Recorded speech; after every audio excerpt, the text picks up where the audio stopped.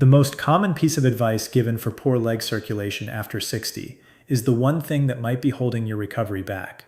Walk more. That is what almost everyone hears, and walking is good for you, so I want to be clear about that from the very start, because you should keep doing it. But there is one specific thing that actually moves the blood out of your lower legs and drives it back up to your heart, and ordinary walking barely switches it on. I'm Dr. John Myers. Over the years, I have cared for a lot of people who did everything right. They walked every single day. They propped their legs up on a pillow at night. They wore the compression socks their doctor handed them, and they still sat down across from me with cold feet, ankles that ballooned by the evening, a burning ache in the calves, and that scary, unsteady feeling when they stood up too fast. They were doing the work. The problem was not budging, and they could not understand why. Here is what no one had ever sat down and explained to them. Poor circulation after 60 is not a small annoyance you simply live with. When blood stops moving well through the legs, small cuts and sores heal slowly, they turn into infections, and in the worst cases, people end up losing toes or a foot. It is also one of the earliest warning signs that the heart and the arteries themselves are under strain. By age 70, close to 1 in 5 adults has what doctors call peripheral artery disease, which is a narrowing of the arteries feeding the legs, and most of those people have no idea they have it yet. So this is worth understanding properly. And before you click away because you assume you already know all of this, walk more, put your feet up, drink your water, give me 2 minutes. Because the reason your feet are still cold at night has very little to do with how many steps you got today. It comes down to a single muscle that most people never think about even once. And once you know how to switch it on, the fix is far simpler than you would ever guess. Let me tell you what that muscle is. Your calf. Doctors call it the calf muscle pump, and a lot of us call it your second heart, which is not some cute figure of speech. Every time your calf muscle tightens, it squeezes down on the deep veins buried in your lower leg and physically pushes blood upward against gravity, back toward your chest. Tiny one-way valves inside those veins snap shut behind each push so the blood cannot fall back down. That is the pump.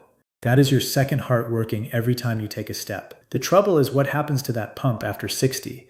The vein walls get weaker and stretchier. Those little valves start to leak, and the calf muscle itself shrinks and loses power, especially if you spend a good part of your day sitting, which most of us do. So the pump slows down, and when it slows, blood stalls at your ankles instead of climbing. The swelling gets worse, the feet get colder, the skin down there starts running short on oxygen, and the less you move, the weaker the pump gets, which makes you move even less. It becomes a slow downward spiral, and a lot of people are somewhere on it without realizing. Now here is the good news. And it is genuinely good news. Fixing this does not depend on your step count. It depends on a handful of very specific movements that physically push the blood back up where it belongs. I am going to walk you through 5 of them, in order, counting down from 5 to 1. Each one does something the one before it could not. And I am saving the single most powerful movement for the end, the one exercise that vascular rehab programs all over the world lean on more than any other to get blood flowing again after 60. If you only take one thing away from this whole video, it is going to be number 1. But you will understand it far better if we build up to it together. One quick thing before we start the countdown, because it matters to me that you hear it. Everything I am about to show you is one piece of a much bigger picture. The small daily habits that quietly decide whether you are still walking strong at 80 or reaching for a cane at 70. So I took everything I tell my own patients about staying mobile and independent in these years, and I put it into one simple plan. It has already helped thousands of people live their best life after 60. If you want it, the link is right there on your screen. You do not need to write anything down, and I will never make you sit through me reading a web address out loud. Now, before the movements, let me tell you about someone. I am going to call her Lorraine, and she is really a blend of several patients I have cared for over the years, so no one's privacy is on the line. Lorraine was 71, sharp as a tack, still driving, still hosting her grandkids on Sundays. But her feet were cold every single night, even in the middle of summer, and her ankles turned to bread dough by dinner time. She had been faithfully walking a mile a day for years, and she was quietly heartbroken that it was not helping. Keep Lorraine in the back of your mind, because what finally changed for her is the entire point of this video. Let's start the countdown at number 5. Ankle pumps. Now this one looks almost too simple to be worth your time, and that is exactly why people wave it off and skip it. It is often the very first movement patients are given after leg surgery, before they are even allowed to stand up, precisely because it keeps the blood from pooling while they heal. The reason it works is straightforward. When you flex your foot up and then point it down, your calf contracts and relaxes, and that motion squeezes the veins and moves the blood that has been sitting stagnant around your ankles. A 2025 review in the Journal of Orthopedic Surgery and Research gathered up 16 separate randomized trials and found that simple ankle pumping improved blood flow back up the leg and brought down lower leg swelling in older adults, with no standing and no walking required at all. The whole key is to do it slowly, with control, and to do it often. To do it right, sit in a chair with your feet flat on the floor. Lift your toes up toward your shins while you keep your heels planted down. Then reverse it. Press your toes down into the floor and lift your heels up, the way you would ease onto a gas pedal. Slow and deliberate. That is 1 repetition. Aim for 20 to 30 of them, 2 or 3 times a day. You can do this while you watch television, while you read, while you sit at the kitchen table waiting for the kettle. It costs you nothing but a few minutes. Think about how much time you spend sitting, in the car, at meals, in your chair in the evening. All of that is time your pump is switched off and blood is settling in your feet. Ankle pumps switch it back on without you even getting up. Walking runs on momentum. You fall forward and catch yourself over and over, and honestly your calves barely get a full squeeze out of it. Ankle pumps make the muscle genuinely contract and push. That means warmer feet, less swelling, and less pressure on those fragile veins. It is also one of the safest possible ways to begin if pain or poor balance or plain fatigue keeps you from being on your feet very long. But ankle pumps only wake the system up. The next movement goes after the bigger muscles higher up your leg. Number 4, the seated leg lift. And if you are thinking that sitting down must make this an easy one, your legs are going to tell you a very different story about 10 seconds in. When you straighten your leg out in front of you and hold it there, you fire the big muscles across the front of your thigh and the muscles at the front of your hip. Those are the exact muscles you rely on to stand up out of a chair, to climb a flight of stairs, to catch yourself when you start to go down. And when they contract, they press on the large veins running up through your thigh and help drive blood out of the leg. Regular walking barely challenges those muscles enough to slow the loss that comes with age. This matters more than most people realize, and here is the piece that makes it click. Geriatric doctors track something called gait speed, which is simply how fast you walk. They call it the 6th vital sign, right up there with your pulse and your blood pressure, because how fast you walk turns out to predict your fall risk, your independence, and even how long you are likely to live. When walking slows down, it is often one of the very first signals that the body is quietly losing ground. Strengthening the muscles that carry you is exactly how you defend that ground. So here is how you do it. Sit up tall in a sturdy chair with your back pressed against the seat and both feet flat on the floor. Slowly lift one leg straight out in front of you, keeping the knee as straight as is comfortable for you. Hold it there for 2 seconds, then lower it back down slowly without letting the foot just flop to the floor. That is 1 repetition. Do 10 to 15 on one leg, then switch to the other side. The detail nearly everyone misses is the back. Keep it firmly against the chair so you cannot cheat by rocking and using momentum. That is what forces the right muscles to actually do the work, and that is where the circulation benefit comes from. As this starts to feel easy, add a little resistance, a light ankle weight, or a resistance band looped around your foot. Even 1 or 2 pounds makes a real difference. Muscle responds to gentle, steady load at any age, and older adults very often improve faster than they expect, simply because they are starting from further back. This movement builds the strength that keeps you walking, and it moves blood through the upper leg in a way that ankle pumps alone can never reach. But even strong thighs will not protect you if your balance system is not firing the way it should. And that is exactly where we go next. Number 3. The supported calf raise. This is the movement that trains your circulation and your balance at the very same time, and balance is the thing that quietly decides whether a person keeps their independence or slowly loses it. The National Institute on Aging is very clear on this point. Keeping your lower body muscles strong is one of the best things you can do to hold onto your mobility as you get older, to keep rising out of chairs, off the couch, up the stairs, without needing a hand. And your calves sit right at the center of that. Every time they contract, they squeeze those deep veins and force blood upward against gravity. Weak calves mean blood pools, swelling climbs, and your balance reactions get a little slower, so an ordinary stumble is far more likely to turn into an actual fall. Let me pause for just 1 second here, because I owe you a small favor ask, and this is a natural spot for it. If any of this has been useful to you so far, please subscribe, tap the like button, and leave me a comment telling me which of these 5 movements you are going to start with today. I read every single comment that comes in, and it honestly shapes what I make next for you. That is it. Now, back to your calves. To do a supported calf raise, stand behind a sturdy chair or at a kitchen counter and rest your hands on it lightly for balance. Feet about hip width apart. Rise up slowly onto the balls of your feet, lifting your heels as high as is comfortable. At the top, pause for 2 or 3 seconds and keep your eyes looking straight ahead rather than down at your feet. Then lower yourself slowly, taking a full 3 seconds to come back down. That slow tempo and that little pause at the top are where the real work happens. It makes your calf muscles and your balance system fire together, which is the precise thing your body has to do when you catch yourself mid-stumble. Start with 10 of them.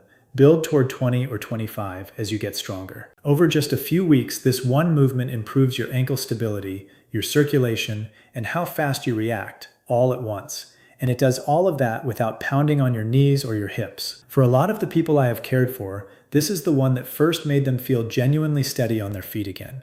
But standing on 2 feet is the gentle version. The next movement takes one of them away. Number 2, the single leg stance hold. Now before you wave this one off as just balance and nothing to do with your blood, let me give you the number that made me take it completely seriously.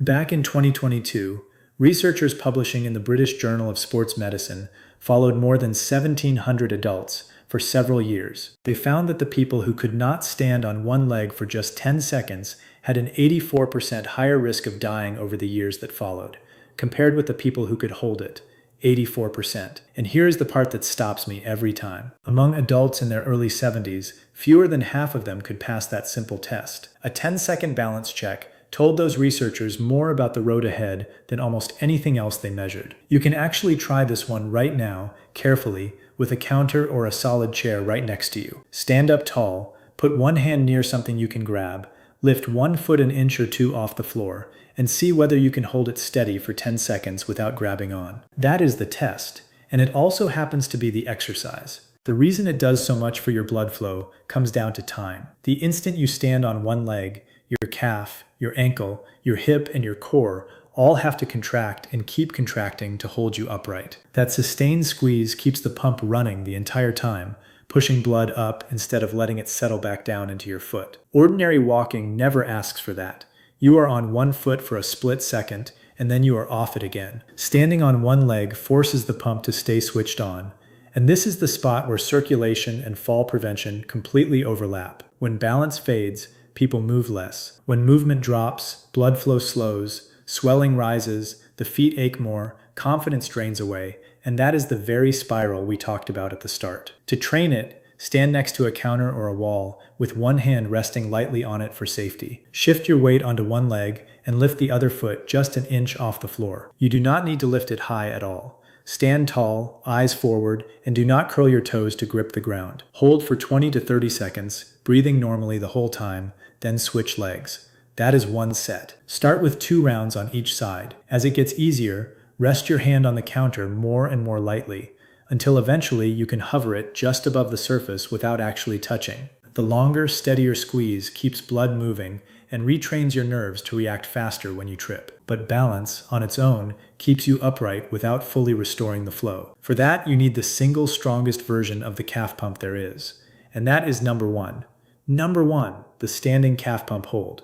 This is the movement I promised you all the way back at the start. And once you understand what it is doing inside your leg, you will see exactly why vascular rehab programs across the entire world use it almost the way they would use a prescription. It looks a lot like the calf raise from number 3, with one small difference that changes everything: the hold. You rise up onto the balls of your feet, and then you stay right there. Your calves work like pressure pumps, and holding at the top keeps that pump fully squeezed long enough to actually clear out the blood that has been stalling around your ankles and drive it up toward your heart. Ankle pumps wake the system up. The single leg hold trains your control. This movement moves the most blood of all, and it keeps it moving. And the evidence behind it is real, not hand-waving. In a randomized trial published in the Journal of Vascular Surgery, people with genuinely poor leg circulation who did a simple program built around calf raise exercise were able to walk significantly farther before the pain set in. Their pain-free walking distance improved by dozens of meters,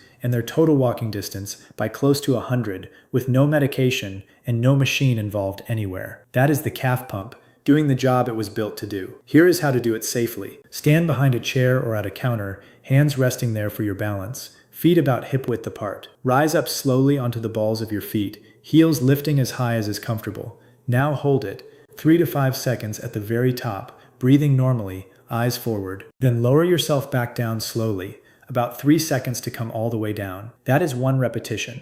Start with 8 to 10 of them.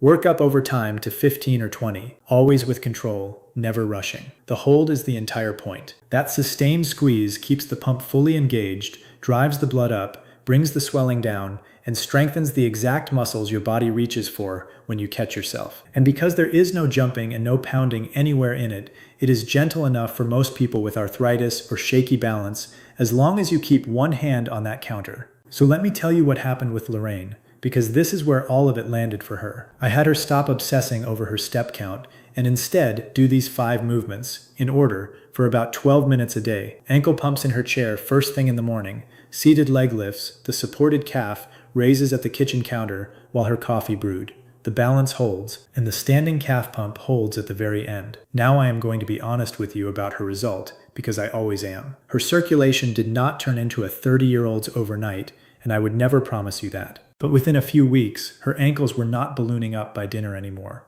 Her feet were warmer at night.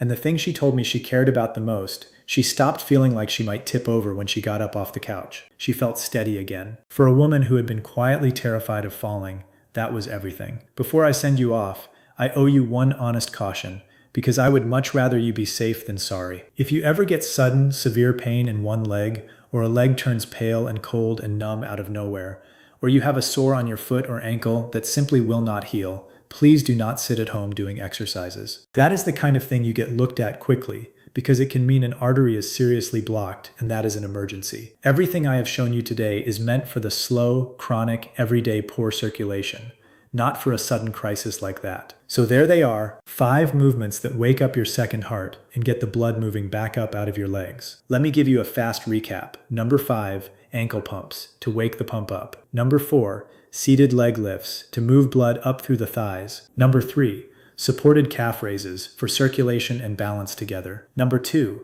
the single leg hold, for that long, steady squeeze and the balance that keeps you upright. And number 1, the standing calf pump hold, the most powerful of them all, the one I would pick without hesitation if you made me choose only one. Keep walking, by the way. Walking is wonderful, and I never want you to stop doing it. But walking alone leaves a real gap, and these 5 movements are what fill it. They take less than 15 minutes a day, they cost you nothing at all, and you can do every one of them at home in front of the television. Your circulation is one of the very few things about getting older where you actually get a real vote. This is how you cast it. If this helped you today, go ahead and subscribe so the next one finds its way to you. Give this video a like, and tell me down in the comments which movement you are starting with first. Take good care of those legs of yours. They have carried you this far, and with just a few honest minutes a day, they will carry you a good while longer. I'm Dr. John Myers. I will see you soon.